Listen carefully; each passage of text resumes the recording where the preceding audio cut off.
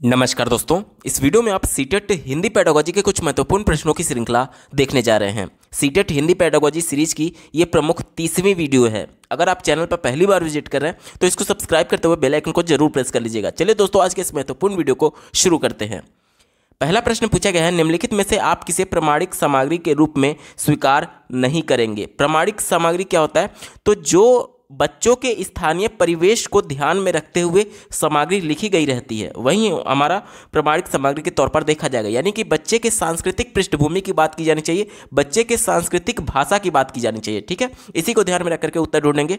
पहला दिया गया पत्रकारिता से एक कार्टून। तो आपके घर में जो अखबार आ रहा होगा उसमें आप लोग देखते होंगे व्यंग करते हुए एक कार्टून बना होता है, जो कि बच्चे के परिवेश से जुड़ा हुआ होता है, क्योंकि उसके स्थानीय क्षेत्र में क्या कुछ समस्याएं चल रही है उसी को लेकर के कार्टून के तौर पर दिया जा रहता है। यानी कि ये बच्चे के सांस्कृतिक पृष्ठभूमि से जुड़ा हुआ है, इस वजह से इसको प्रमाणिक सामग्री के तौर पर स्वीकार किया जाता है, इसलिए ये पॉजिटिव हो गया। हमारा उत्तर नहीं हो सकता क्योंकि हमसे निगेटिव सेंस में पूछा गया था।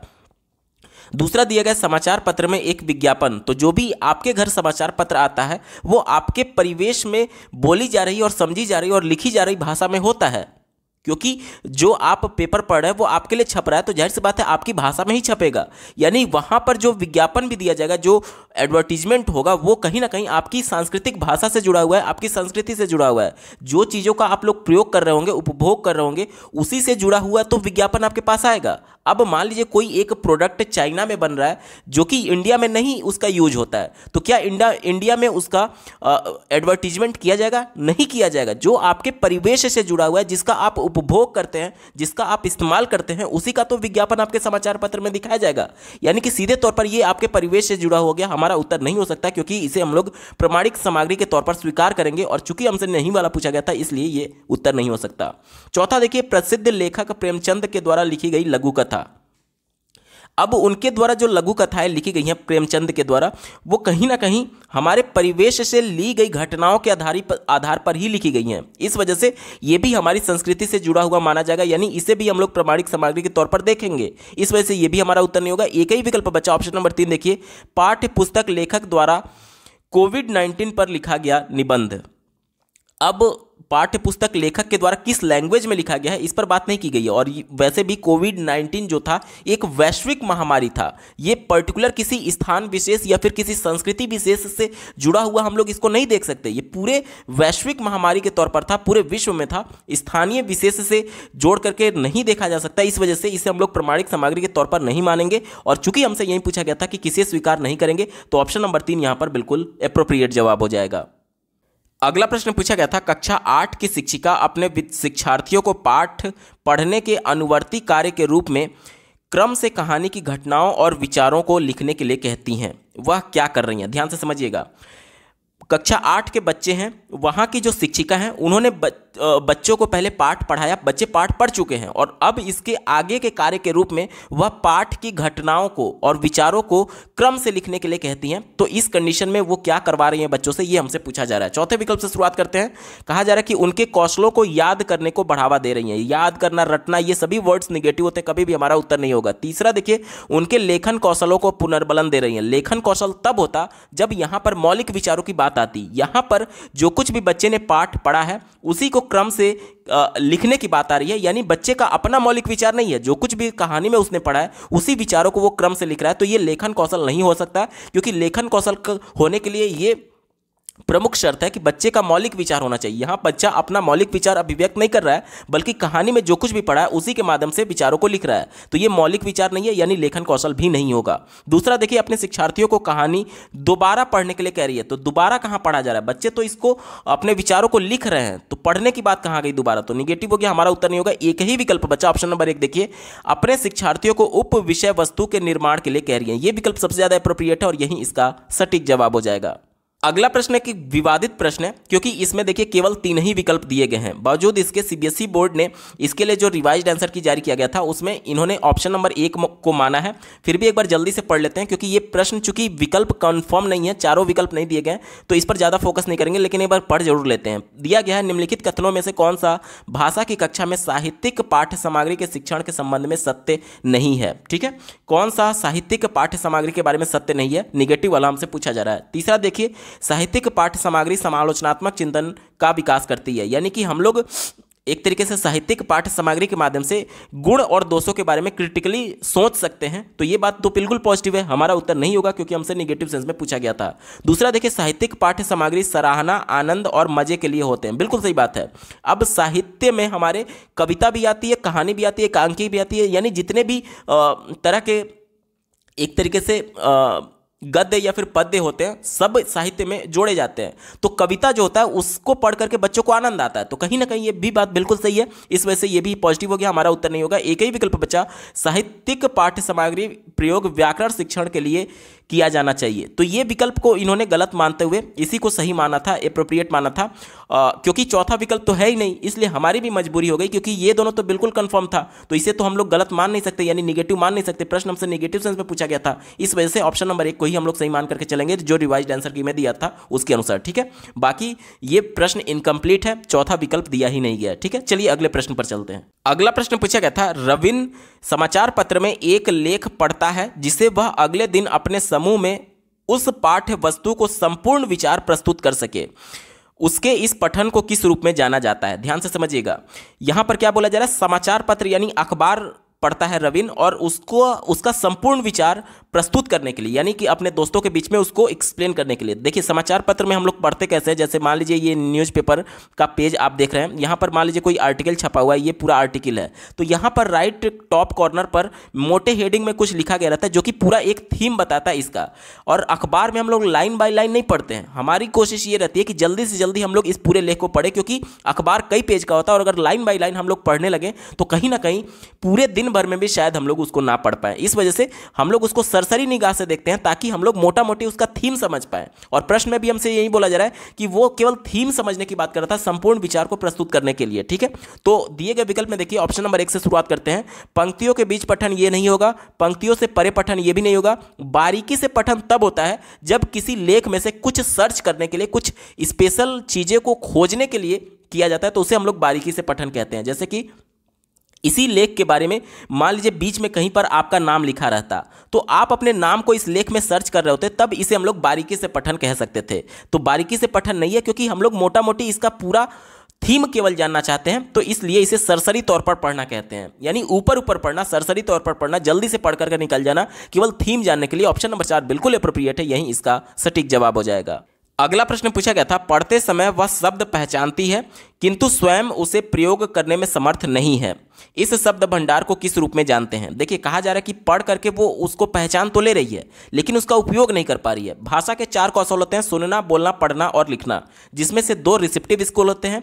जैसे कि पढ़ना हो गया, जैसे मैं यहाँ पर शब्द लिख रहा हूँ, ध्यान से देखिएगा, मैंने यहाँ पर शब्द लिखा नीरज, तो आप अपने स्क्रीन पर इस समय नीरज को पढ़ पा रहे होंगे, तो मैंने लिख करके इसको प्रोड्यूस किया। तो लिखना जो होता है वो प्रोडक्टिव स्किल होता है, लेकिन जब आप अपने स्क्रीन पर नीरज को पढ़ रहे हैं तो आप इसको शब्द को प्रोड्यूस नहीं कर रहे हैं बल्कि इसका अर्थ ग्रहण कर रहे हैं। तो आप जो इसको पढ़ रहे हैं, यानी कि पढ़ना जो हो गया वो रिसेप्टिव स्किल हो गया और लिखना जो हो गया वो प्रोडक्टिव स्किल हो गया। इसी प्रकार से मैं जो कुछ भी बोल रहा हूं, बोल करके शब्दों को प्रोड्यूस कर रहा हूं, तो बोलना जो होता है वो प्रोडक्टिव स्किल होता है।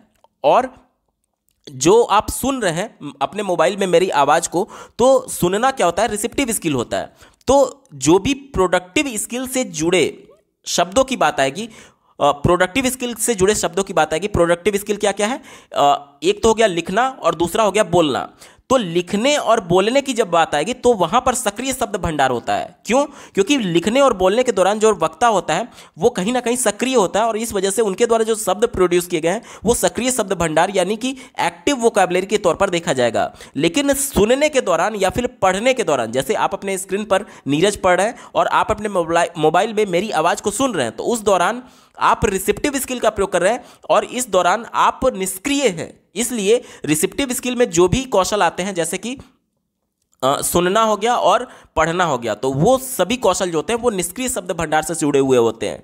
हमसे प्रश्न क्या बोला गया कि पढ़ते समय वह शब्दों को पहचान ले रही है लेकिन उसका प्रयोग नहीं कर पा रही है, यानी पढ़ने के संदर्भ में हमसे पूछा गया है। तो मैंने आपको बताया कि आप अपने स्क्रीन पर नीरज पढ़ पा रहे हैं, यानी कि आप इसे रिसीव कर रहे हैं। रिसेप्टिव स्किल की बात की जा रही है और रिसेप्टिव स्किल से जुड़े हुए शब्द क्या होते हैं, वो निष्क्रिय शब्द भंडार होते हैं। दिए गए विकल्प में देखिए ऑप्शन नंबर 2 यहां पर बिल्कुल एप्रोप्रिएट जवाब हो जाएगा। अगला प्रश्न पूछा गया था, आधारभूत अंतःवैयक्तिक संप्रेषण कौशल क्या है? आधारभूत अंतःवैयक्तिक संप्रेषण कौशल को अंग्रेजी में BICS कहते हैं। BICS इसका फुल फॉर्म होता है बेसिक इंटरपर्सनल कम्युनिकेशन स्किल। देखिए, जब भी हम अपने दोस्तों के बीच बातचीत करते हैं, अपने घर परिवार में बातचीत करते हैं, तो हम अनौपचारिक लैंग्वेज का प्रयोग कर रहे होते हैं, लेकिन जो लैंग्वेज बुक में होती है, जो किताब में लैंग्वेज होती है, या फिर जो आप अपने स्क्रीन पर ये प्रश्न देख रहे हैं, इसकी जो भाषा है ये औपचारिक भाषा है। और हम लोग अपने दोस्तों में बातचीत कैसे करते हैं? अनौपचारिक भाषा के माध्यम से। कई बार हम लोग ऐसे शब्दों का प्रयोग कर देते हैं दोस्तों से बातचीत करने के दौरान जो कि किताब में नहीं लिखी होती है, क्योंकि वो लैंग्वेज ही अनौपचारिक है। तो जब हम अपने दोस्तों के बीच या फिर अपने परिवार के सदस्यों के बीच जिस भाषा का प्रयोग कर रहे हैं, उस भाषा को प्रयोग करने का जो कौशल होता है, उसे ही हम लोग आधारभूत अंतःवैयक्तिक संप्रेषण कौशल कहते हैं, और उसका अंग्रेजी में नाम होता है BICS, यानी कि बेसिक इंटरपर्सनल कम्युनिकेशन स्किल।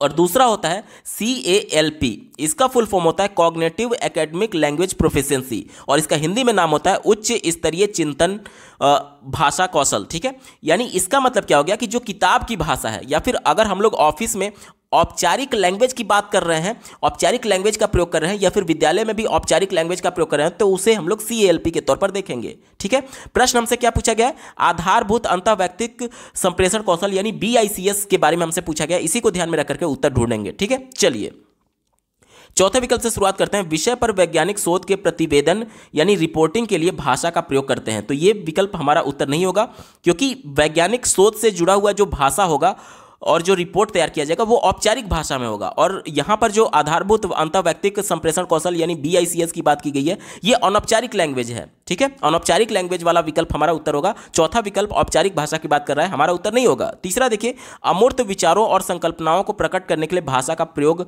करते हैं, तो ये भी हमारा उत्तर नहीं है।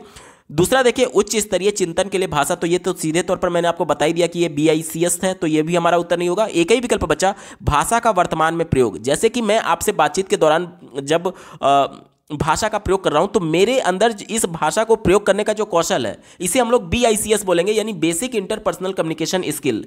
क्योंकि कई बार मैं आपको अनौपचारिक उदाहरण के भी माध्यम से बता रहा होता हूं, जिसका आप किताब में इस प्रकार से उदाहरण नहीं देखते हैं। जैसे कई बार मैं आपको समझाने के लिए भोजपुरी में भी चीज़ें करता हूं, कई बार मैं कविता को समझाने के लिए कुछ ऐसी एक्टिविटी भी करता हूं जो कि औपचारिक तौर पर आपको किताबों में नहीं मिलेगा। यानी कि मेरे द्वारा जो कम्युनिकेशन की स्किल है, इस दौरान जब मैं आपसे बातचीत कर रहा हूं, तो इसे हम लोग BICS के तौर पर बोलेंगे। या फिर जब आप अपने दोस्तों से बातचीत करते हैं, या फिर जब आप अपने घर परिवार में बातचीत कर रहे होते हैं, तो उसकी जो लैंग्वेज होती है, उस लैंग्वेज को यूज करने का जो कौशल है, वो कहीं ना कहीं अनौपचारिक होता है, और इसीलिए इसे BICS बोलते हैं।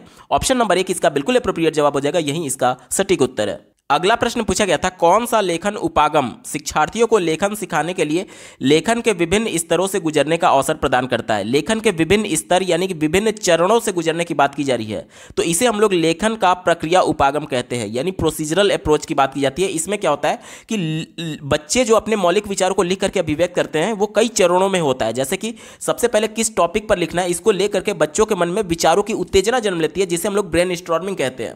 उसके बाद बच्चा एक मोटा मोटी आउटलाइन तैयार करता है कि यानी बाउंड्री सेट करता है कि कितने शब्दों में या फिर कितने वाक्यों में इस लेख को लिखना है। क्योंकि एक ही टॉपिक पर कोई एक पूरी नॉवेल भी लिखी जा सकती है, यानी पूरा किताब भी लिखा जा सकता है, उसको 500 शब्दों में समराइज भी किया जा सकता है, और उसको एक पैराग्राफ में भी समराइज किया जा सकता है। यानी उसको उसकी बाउंड्री तय किया जाता है आउटलाइन में कि कितना लिखना है उसको। उसके बाद से ड्राफ्टिंग की जाती है, यानी कि क्या हेडिंग होगा, क्या सब हेडिंग होगा, उसके अंदर क्या कंटेंट लिखना है, ये सब कुछ ड्राफ्टिंग में तय होता है। उसके बाद से एडिटिंग होती है, यानी कि उसका चेकिंग किया जाता है क्या उसमें करेक्शन की आवश्यकता है, और अगर करेक्शन की आवश्यकता है तो उसमें एडिट करके करेक्शन भी किया जाएगा। उसके बाद से फाइनल ड्राफ्टिंग होती है, उसके बाद से लेख को फाइनलाइज किया जाता है। ये सभी चरण से होकर के गुजरते हैं। ठीक है, यानी कि यही लेखन सिखाने के लिए हमसे बोला जा रहा था कि विभिन्न स्तरों से गुजरने का अवसर प्रदान करता है। वो कौन करता है? तो वो प्रक्रिया उपागम करता है, प्रोसीजरल अप्रोच करता है। विकल्प नंबर 2 यहां पर बिल्कुल एप्रोप्रिएट जवाब हो जाएगा। अगला प्रश्न पूछा गया था, अरुल और राहुल शिक्षक अपनी व्याकरण की कक्षा में पहले व्याकरण बिंदुओं, वाच्य और काल का परिचय देते हैं और यह समझाते हैं कि नियम किस तरह बनते हैं और किस तरह संदर्भ का प्रयोग करते हैं। इसके उपरांत वे शिक्षार्थियों को भाषा मदों के अभ्यास के लिए बहुत सारे कार्य देते हैं। व्याकरण सीखने सिखाने की यह प्रक्रिया क्या कहलाती है? तो इसे हम लोग घोषणात्मक ज्ञान कहते हैं। यानी कि पहले बच्चे को वाच्य और काल यानी कि एक तरीके से वॉइस के बारे में बताया गया और टेंस के बारे में बताया गया, परिचय दिया गया, यानी कि घोषणा करके इसके नियम को बताया गया। उसके बाद से इसका एक तरीके से यूज करने के लिए दिया गया, अभ्यास करने के लिए दिया गया, तो इसे हम लोग घोषणात्मक ज्ञान कहते हैं। विकल्प नंबर 4 यहां पर बिल्कुल एप्रोप्रिएट जवाब हो जाएगा। प्रोसीजरल नॉलेज होगा नहीं, प्रक्रिया ज्ञान होगा नहीं, क्योंकि प्रक्रिया में क्या होता है कि चरण दर चरण की बात आती है, तो इसमें कोई भी चरण नहीं है, सिर्फ उनको नियम बताया गया और उसका यूज कराया जा रहा है, तो इसे घोषणात्मक ज्ञान कहेंगे। कार्यविधिक ज्ञान में बच्चे को खुद एक्टिविटी करने का मौका दिया जाता है, तो यह भी नहीं होगा। विषय ज्ञान भी हमारा उत्तर नहीं है। घोषणात्मक ज्ञान इसका बिल्कुल एप्रोप्रिएट जवाब हो जाएगा। अगला प्रश्न पूछा गया था, निम्नलिखित में से कौन सा भाषा सीखने के लिए निवेश आधारित कार्य है। देखिए, जो स्टीफन क्रैशन थे, उन्होंने एक तरीके से निवेश का सिद्धांत दिया था। उन्होंने ये बताया था कि बच्चे किस प्रकार से भाषा को अर्जित कर सकते हैं। इसके लिए उन्होंने एक इनपुट हाइपोथेसिस दिया था, जिसके माध्यम से उन्होंने बताया था कि बच्चे का स्तर मान लीजिए इतना है, तो उसके स्तर से एक स्तर ऊपर अगर हम लोग कुछ बताएंगे तो वो उसके लिए इनपुट का काम करता है और वो नई चीज़ों को सीख पाता है। यानी मान लीजिए बच्चे का लेवल आई है, तो उसे I+1 यानी कि एक स्तर ऊपर बताना होगा, कुछ इन्वेस्टमेंट देने के लिए, कुछ सिखाने के लिए। ठीक है, इसी को ध्यान में रख करके उत्तर ढूंढेंगे। चौथे विकल्प से शुरुआत करते हैं। कहा जा रहा है कि शिक्षार्थी सुनी हुई वार्ता के विचारों को समझने के लिए प्रश्न पूछते हैं।